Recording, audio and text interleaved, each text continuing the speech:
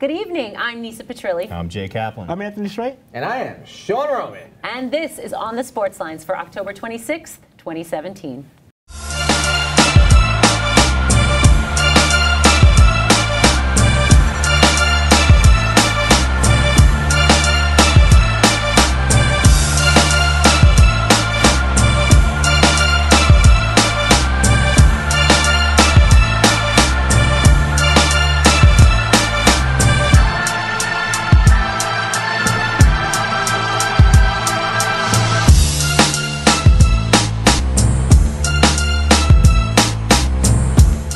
The end of one of the best months in sports brings us the World Series, the midway point of the NFL season, and college football's playoff push. Tonight we'll break down Dodgers versus Astros, look at what's ahead for the Jets, Giants, and the rest of the NFL, plus upcoming games that could impact the college football playoff. As always, you can find us on social media, follow us on Twitter at OnTheSportsLines, and like us on Facebook at facebook.com/OnTheSportsLines. But before we get to all of that, we have some breaking news out of the Bronx. Yes, we do. In a surprising move, the Yankees have decided not to renew manager Joe Girardi's contract, despite the team going further in the postseason than expected. This ends Girardi's 10-year run as the skipper of the Bronx Bombers. Guys, do you agree or disagree with the move? Jay, start us off. This kind of blindsided me, as I'm guessing it did a lot of people. But once I kind of digested it, I don't agree with it because I happen to like Girardi as a manager, but I'm not surprised by it. I reached out to our Yankee insider, Katie Sharp, to kind of get her take on it. She said she heard rumblings right after the Yankees were eliminated that this was going to come down. And if you think about it, Cashman and Girardi have been going like this for a couple of years now, and it was ultimately Cashman's call. He wants to move in a different direction. It's not, it's not a great way for Girardi to go out, but I'm not surprised. It's the business of baseball. Jay, I don't know if it was Cashman's call. In the Actually, old days, it was. In the old days, we know it would be ownership's call. Yeah, King George. Right. And something of that had to pass on to his kin. You know, his children they own the team. It's a family legacy. I don't think a decision like that of a manager so revered and respected in all of New York goes without them having the ultimate veto power. I agree with you that. When I say it was Cashman's call, it was his recommendation to ownership. And you know, my opinion of this is gone are the days of John McGraw, when a guy like him could be an institution over 30 years and manage a New York baseball team. Or Connie Mack in Philadelphia. And win 10 pennants over that time. Joe Girardi had a solid resume that he built it up, and he has a great future ahead of him if he wants to return to baseball this year or the following year. Agreed. No doubt about it whatsoever. He got one World Series with the Yankees. That's a little bit of underperforming with this particular team that has 27 World Series to its credit. One pennant in that time. That's not a great resume in terms of coaching the Yankees. 2 times at least they made the wild card and lost. So it's a solid resume. He overproduced this year, so good for Girardi. He actually goes out on a high note and is going to get a great job down the road. Not surprised over. No. For me, I disagree with the move because it's going to be very hard to replace a guy who went 200 games over 500, did not have a losing season in his 10-year managerial career with the Yankees, and it's the fact that he got the most out of, at first, an old Asian roster with a bloated the end of the core 4 era. With bloated salaries. And all that A-Rod nonsense. And all that mess, and also you got the young kids, and they got the most out of them. They played hard for him. It's going to be really hard to bring somebody in to live up to those expectations. Keep in mind, he took over for Joe Torre, who was only, responsible for the latest Yankee dynasty in the 90s. So it's a tough call. I kind of saw it coming even before they got to the Game 7 of the ALCS, but it's a difficult one because now you got to be very careful with who you bring in because they could possibly set the franchise back with this young core, and you're taking over a team that's not rebuilding but was on the doorstep of the World Series. So it's going to be a really, really carefully watched managerial search for the next few months for the Yankees. Definitely. I agree with you, Anthony. I disagree with this move as well. I think it was a very, very poor decision. But in other baseball news, the 113th World Series has the Los Angeles Dodgers taking on the Houston Astros. It's the first time since 1970 that the Fall Classic features 2 100-win teams. With 2 games in the books, the series is tied 1-1. We're going to look ahead at what each team needs to do to win the series and who their X factors are.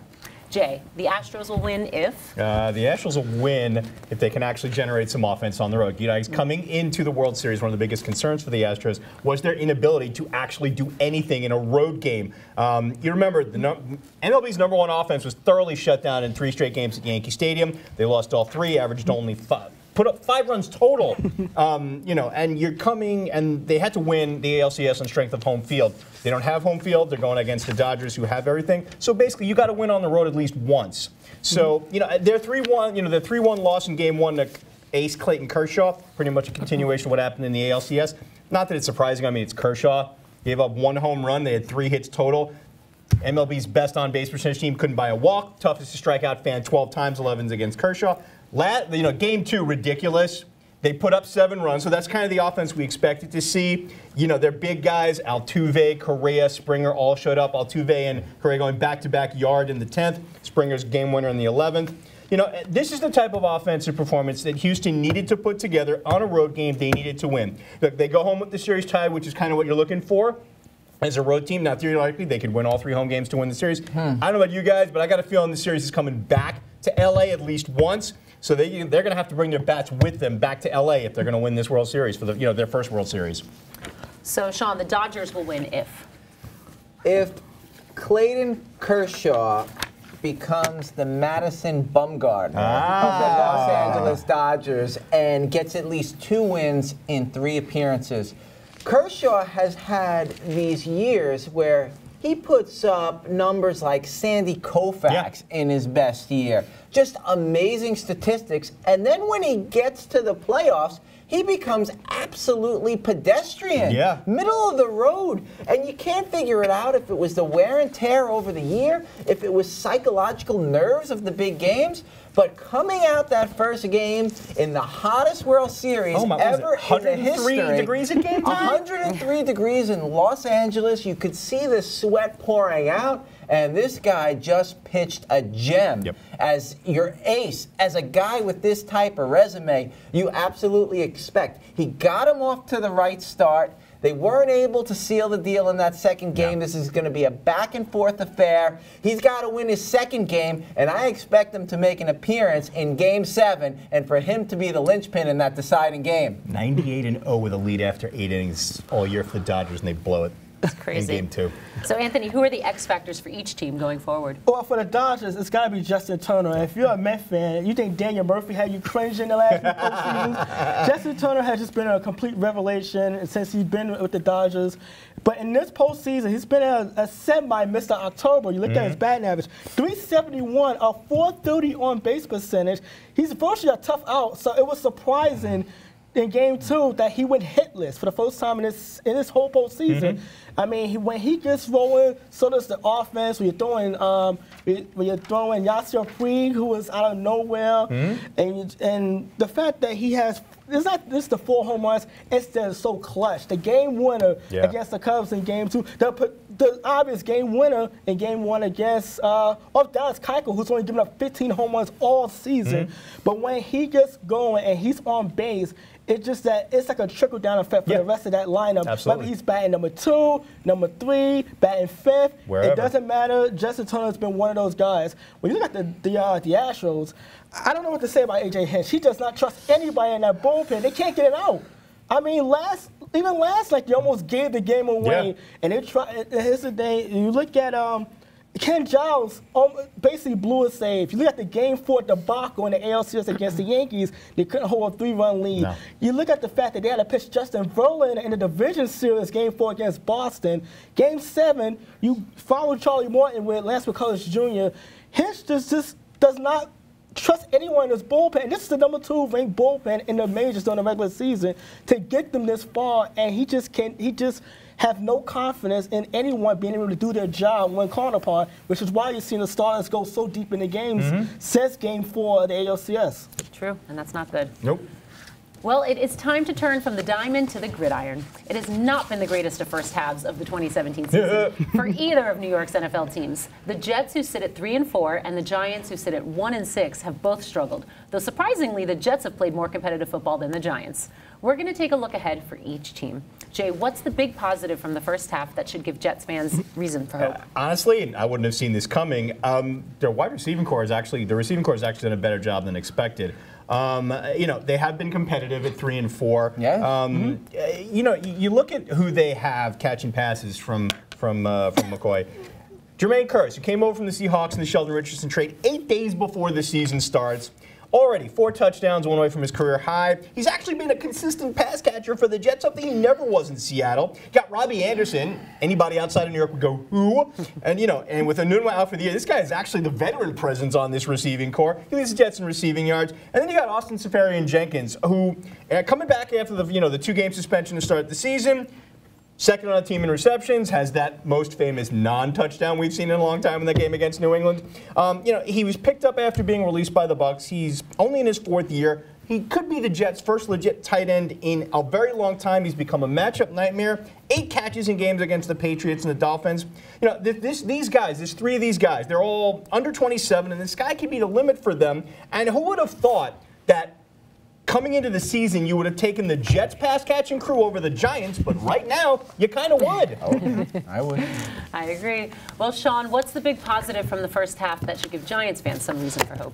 The if Giants, you can find one. they have absolutely no positives. The Giants are this tricky team where if they get behind the 8 ball, that's it for their season. And they have this way where, they could get below early, then come back, or they could let the season get out from under them, and that's what happened this year. I'm really sad to see it. Look at Eli Manning. The team is failing him. He's Mr. Durable. He's playing every game. He's there. No defensive line. No wide receivers. They're not even come on, you got to give Ingram some credit. Come on. Well, right. He's their draft pick, proving the Giants as a team and organization, they have solid fundamentals and can always come back the next year and have a great run. So they drafted well. Right now they're left with 2 players from Ole Miss, the quarterback and the tight end, going back and forth to each other. When your best receiver is your young tight end, you don't have a great chance in this league. True. And they're making the best of what they got. It was impressive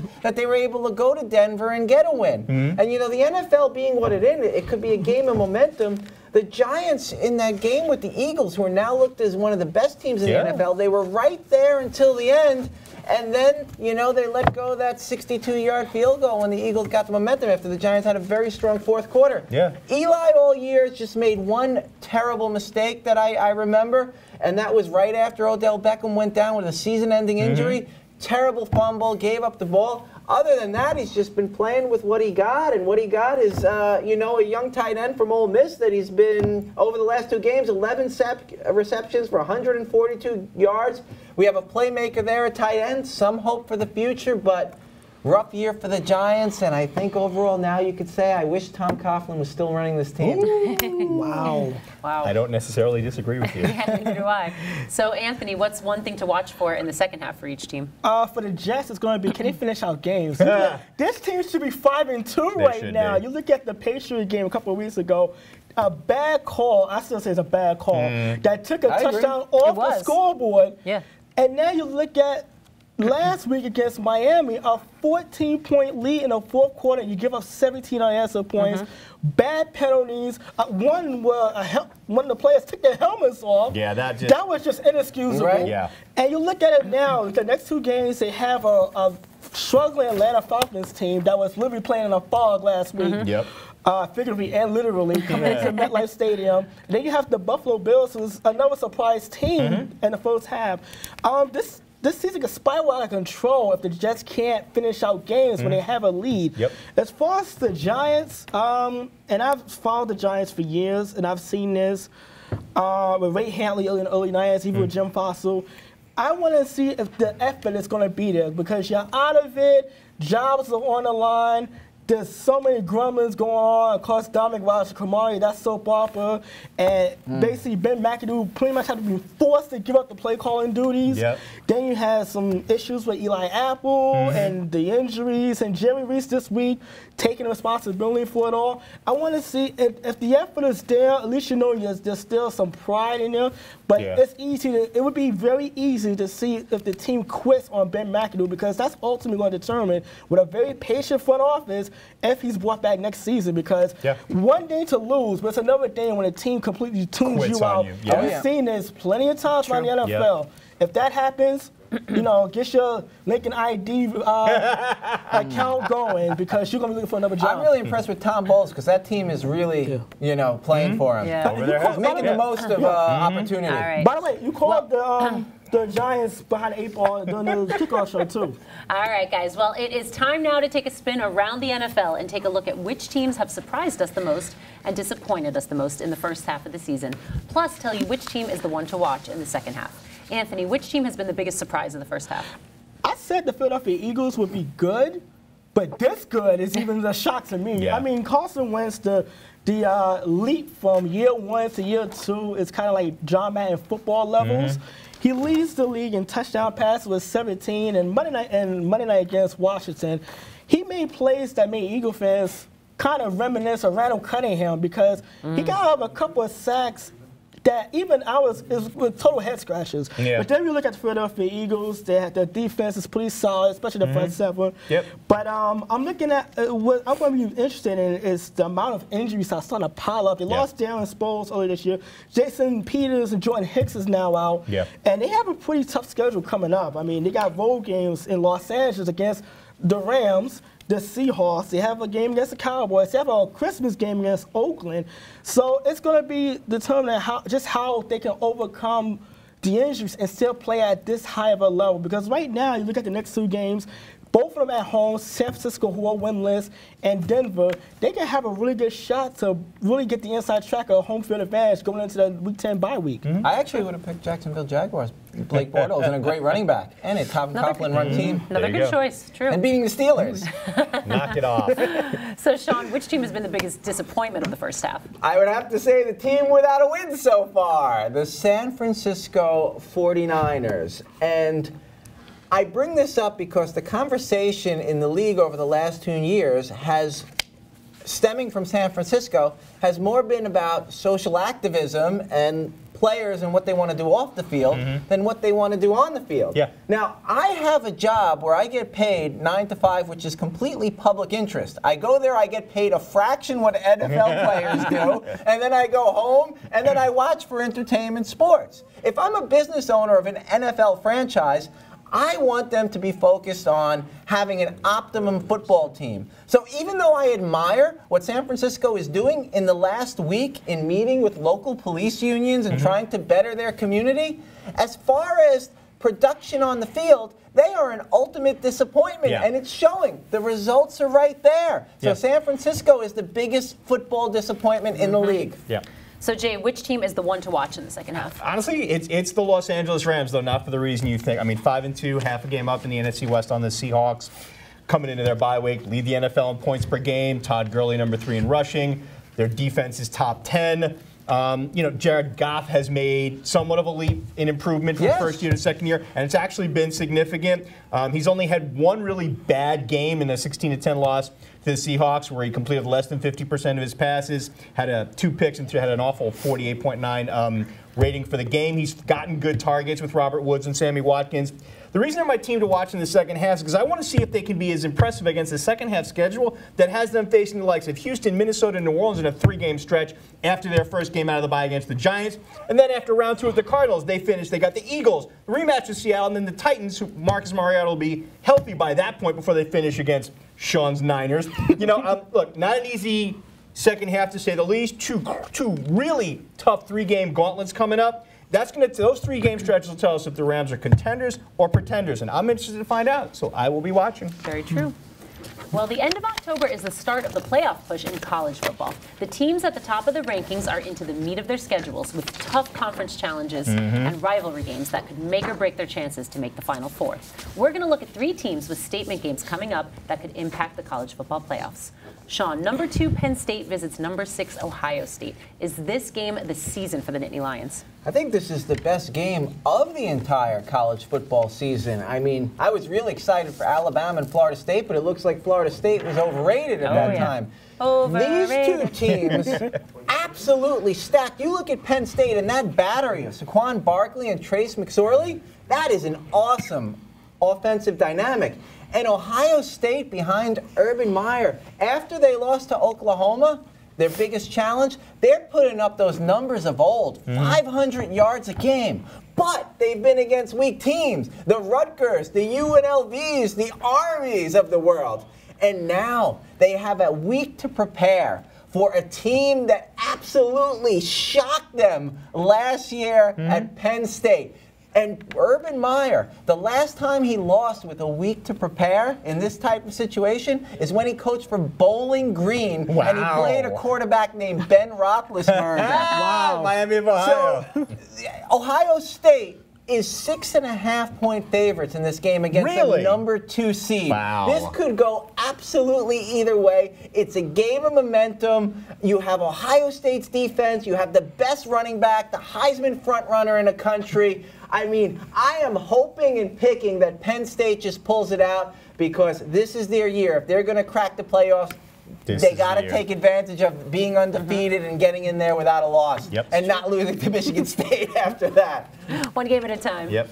Anthony, number 3 Georgia visits rival Florida. How important is this game for the Dogs' playoffs hopes? It's a major, it's very big because it's a major roadblock for the Bulldogs. You think about this, they've lost the last 3 games, their meetings to Florida. Even 7-0 really means nothing because it's like a huge stumbling block for them. The last 3 meetings, they lost on an average of 30-11. And they've lost 21 of the last 27 games against Florida. How big of a mental block it is? They're not wearing red like they've done the last few years. They announced they're going to the regular white uniforms. I feel like if they can get over this one, maybe that it will literally send them a long way in terms of a potential grudge match with Alabama in the SEC championship game. But of course, the rest of the schedule is not exactly easy pickings neither. But this goes a long way for the Bulldogs in case of making a statement and being the number 3 team and possibly position themselves for college football playoffs. Yep. So, Jay, what upcoming games will have the biggest impact on the playoff push? You know, I'm looking kind of down the road at November 11th. You got 2 matchups which intrigue me and could be statement games. You got out of the ACC, you've got number 9 Notre Dame against number 8 Miami in Miami. Irish get a chance to make another signature win coming off their dismantling of number 11 USC, especially if the Canes are still undefeated. You know, and the Canes are looking to finish in first place in the ACC Coastal, get to the ACC title game against either NC State, who they have to play ahead of time, or Clemson. So, you know, the Canes need to run the table and win the ACC outright to have a chance to make the Final Four. Irish need to beat Miami and then keep going if they're going to make their case as the best one-loss team in the country. Over on the other game I'm looking at is out of the Big 12, where you got number 4 TCU looking to hold on to that last slot against Oklahoma, who is also in a position trying to make their case as now the best one-loss team in the country. So TCU needs this game because coming into it, they only have 1 win against a major team. They beat Oklahoma State back when the Cowboys were ranked 6th and TCU was ranked 16th. So beating this Oklahoma team would be a feather in their cap and kind of entrench them in that 4 slot that they're kind of trying to hang on to. For the Sooners, they need to win outright if they're going to have a chance to get to the Big 12 title game and stake their case as the best one-loss team in the country. If they lose here, they're kind of out of it because they won't make the title game. Both of these games have potential to be really big and be statement games the committee will be looking at. That's true. Well, that music means it's time for the 3-minute warning. Sean, lead us off. Fans have developed the desire to witness the action with the best possible view at the stadium. Fans have overwhelmingly been content to position themselves behind the first and third base dugouts and baselines, at times in traditional box seats where there is no barrier, no screen between them and the game. Despite appeals from the no-better crowd, watching baseball behind immense screens that cover much of the field decreases the beauty of our pastime.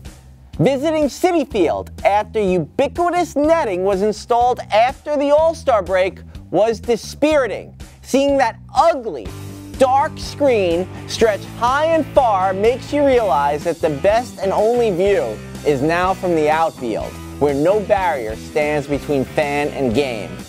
Fans, people who pay for tickets, overwhelmingly do not want increased barriers. The Yankees actually reached out to ticket holders and got the answer loud and clear. Walk around any stadium and talk to fans, you will find the same. The risk of injury from foul balls can easily be avoided for those with concerns about safety by choosing to sit in an area not prone to line shots. This is the part of the debate critics fail to acknowledge, as it actually imposes personal responsibility to the ticket buyer. Anyone who knows me also knows that I have been a big skeptic of an NHL team being placed in Las Vegas. Could anyone blame me when you have more traditional hockey cities like Quebec or Hartford who lost teams despite strong fan bases? However, an unthinkable tragedy left Vegas and the country in shock. Amidst the grief and sorrow of lives lost and many wounded, there were tales of heroics, courage, and the strength to overcome. The Golden Knights honored the many first responders in their home opener, and from that moment, the city that many questioned having a professional team now had one engraved into a community still recovering. The team, along with the NHL, have donated $300,000 to the families of the victims. The Golden Knights not only have one of the best records in this young season at 7-1-0, but the team has continued to make their presence felt in Vegas on and off the ice as the healing process goes on. The Knights and the city have shown not only that it has soul, but its resiliency is much more than strong. It is Vegas strong. Growing up a Yankee fan, I devoured their history. Lou Gehrig struck a chord with me, and not just for his ridiculous Hall of Fame numbers. What really touched me was his battle with the disease that he would become synonymous with, amyotrophic lateral sclerosis. I still get choked up when I hear his luckiest man on the face of the earth speech. Because of Gehrig, ALS has been, for the most part, an MLB cause, and they have made a point of embracing August as ALS Awareness Month. However, as of late, ALS has been impacting the NFL. It started with New Orleans Saints special teamer Steve Gleason, who was diagnosed in 2011. Next was former Titans linebacker Tim Shaw, who was diagnosed in 2014. And now, legendary 49ers wide receiver Dwight Clark, the man whose name is synonymous with the catch, the touchdown that beat the Dallas Cowboys in the 1982 NFC Championship game and started the 49ers team of the 80s dynasty, has revealed that he has been battling ALS. Is playing football the cause of these players contracting ALS? While there's no concrete empirical evidence, ALS has been linked to CTE, the degenerative brain disease that studies have linked to former NFL players based on a history of repetitive brain trauma such as concussions.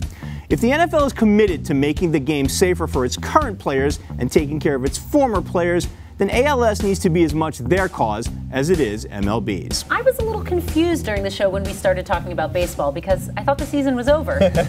Of course, that's because I'm a Yankee fan and we're out of the postseason. But since we're on the subject of baseball, I'd like to take a moment to focus on how bright the future is for the hometown team. Despite the decision to part ways with Joe Girardi, a move I don't agree with at all, the Yankees have many positive things to focus on. These baby bombers have a lot of heart and remind me so much of the mid-90s Yanks. They exceeded all expectations this season and postseason. Not only did they come back and win 3 straight against the odds-on favorite to take the title, they then pushed the unbeatable Astros to a Game 7, winning another 3 straight at home to electrify the home crowd. Kudos to the front office who put this team together, the management who cajoled such a young team to a stellar close to the season, and the players who gave fans so many reasons to believe we have a bright future. Remember, 75% of the guys we saw play in October haven't seen their 30th birthday yet. For a team that supposedly buys their players, that's a heck of a resume. Congrats to the Yanks for a great run and for giving fans hope and excitement. April 2018 can't come fast enough. For Jay Kaplan, Sean Roman, and Anthony Strait, I'm Nisa Petrilli. Thanks for spending part of your evening with us. We'll see you on November 9th for another edition of On the Sports Lines. Remember, if you want to see this show again or catch up on any of the ones you might have missed, check us out at youtube.com/onthesportslines and check out our blog at onthesportslines.blogspot.com. Good night, everyone. Good night, everybody.